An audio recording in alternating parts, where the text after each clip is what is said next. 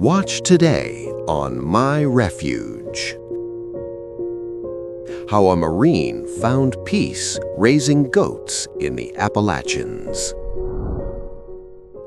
Imagine coming home from 3 tours in Afghanistan.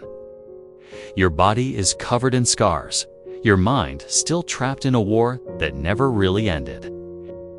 And then you step onto 25 acres of rocky, overgrown land deep in the West Virginia Appalachians, your last quiet hope for peace. This is the story of Marcus Reilly. He served his country with honor for 14 years, 3 combat deployments. He endured nights of incoming fire, lost friends, and brought back memories that no one ever talks about when they return home. When he finally took off the uniform at age 42, he thought the fighting was over, but the war had followed him back to America. Severe PTSD kept him awake for days on end. Loud noises made him dive for cover. Crowds felt like ambushes waiting to happen. He tried everything: therapy, medication, even living with his sister in Charleston, but nothing brought relief. The nightmares were so vivid he would wake up screaming, drenched in sweat, his fists clenched so tight his knuckles turned white. His family watched helplessly as the strong, confident Marine they once knew slowly disappeared into a world of silence and isolation. One rainy afternoon, scrolling endlessly through property listings online, Marcus found it. A cheap 25-acre parcel high in the mountains. It had a rundown cabin, a sagging barn, and fields so overgrown you could barely see the soil. There were no neighbors for miles. It felt like the only place left in the world where the noise might finally stop.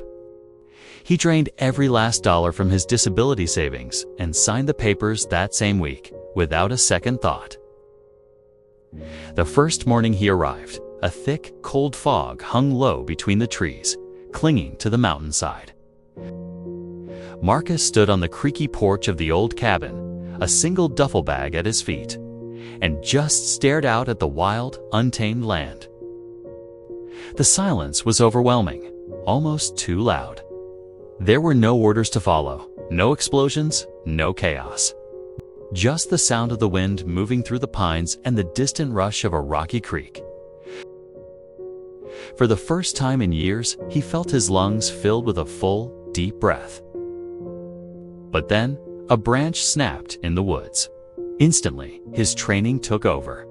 He dropped to the ground, heart pounding in his chest, hands shaking uncontrollably.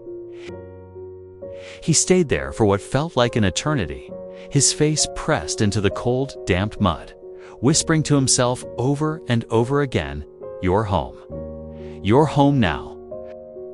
The property was in rough shape, to say the least. The cabin roof leaked, and there was no heat to fight off the mountain chill. He could hear mice running in the walls at night. The barn roof sagged so badly it looked like a strong gust of wind could bring the whole thing down. But Marcus didn't care about any of that. This was his last stand.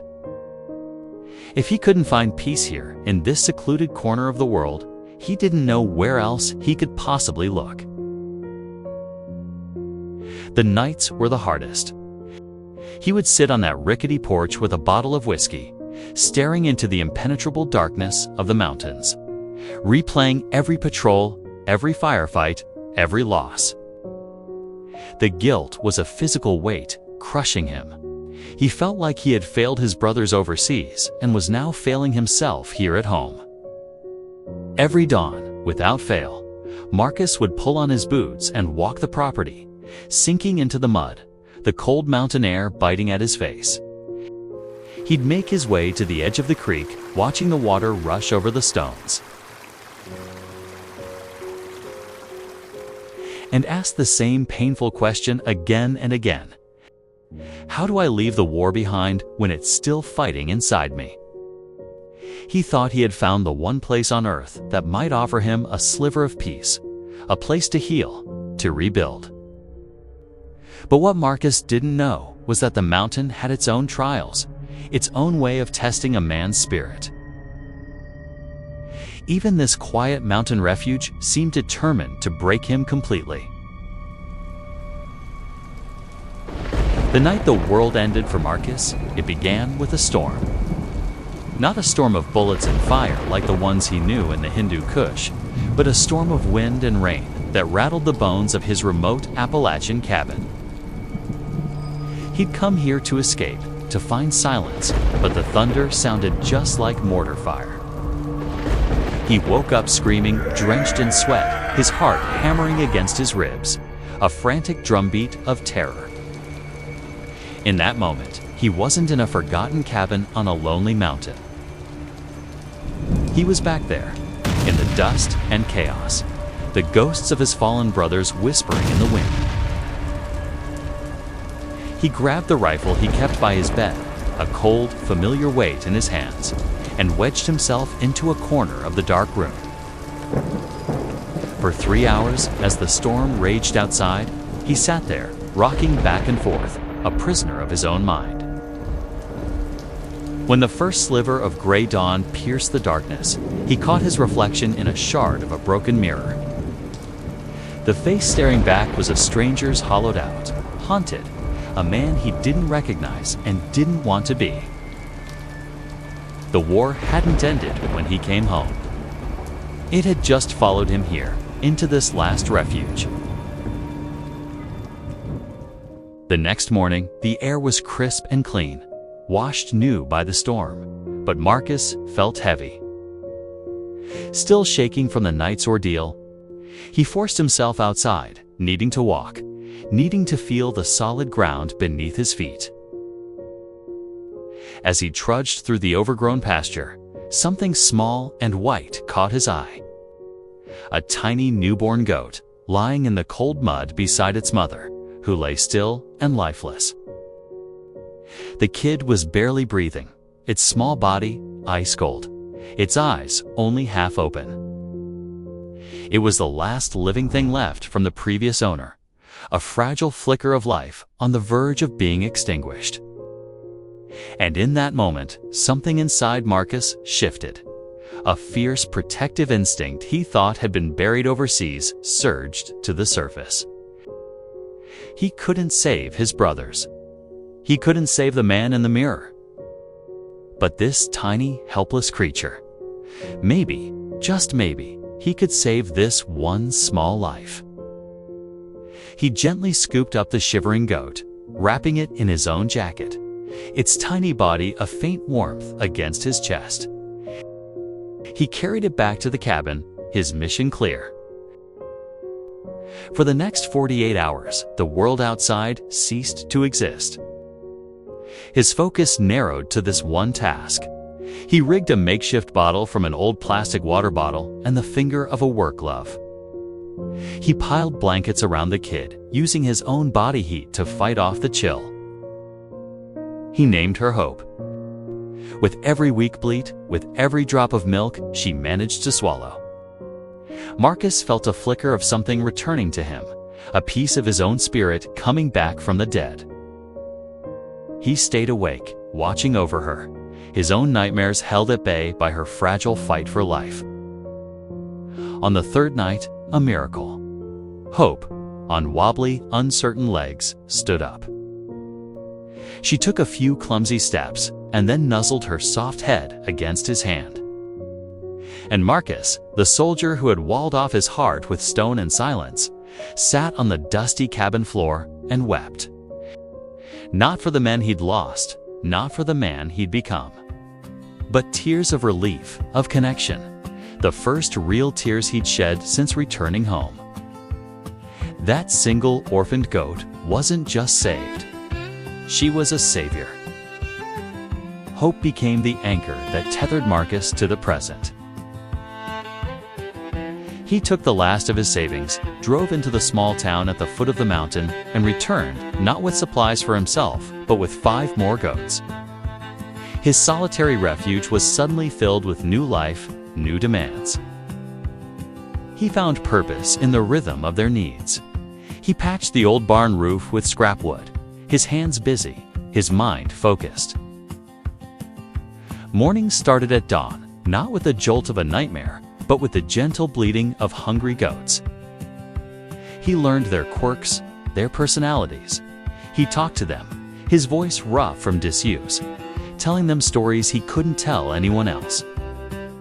The simple, repetitive chores milking, feeding, mucking out stalls became a form of therapy. They gave his days a structure, a meaning that had been absent for years. The goats didn't judge him. They didn't see the scars, visible or invisible. They didn't flinch from his silence. They just needed him. And in needing him, they healed him. Slowly, painstakingly, the mountains started to feel less like a fortress and more like a home. The nightmares didn't vanish entirely, but their grip loosened.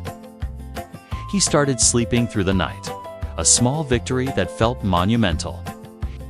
He planted a small garden, coaxing green shoots from the dark earth. He fixed the rotting porch steps, one solid plank at a time. Every evening, he would sit on those steps, with hope curled up in his lap, and watch the sun dip below the Appalachian peaks. For the first time in what felt like a lifetime, he felt a sense of peace, a sense of purpose. He had found a reason to live, a reason to fight the darkness within. But as the vibrant green of summer began to fade into the golden hues of autumn, a new kind of storm was gathering on the horizon. The kind that couldn't be fought with routine or soothed by the presence of his small herd. He had a home, he had a purpose, but he had no money. Winter in the mountains was unforgiving, and it was only months away.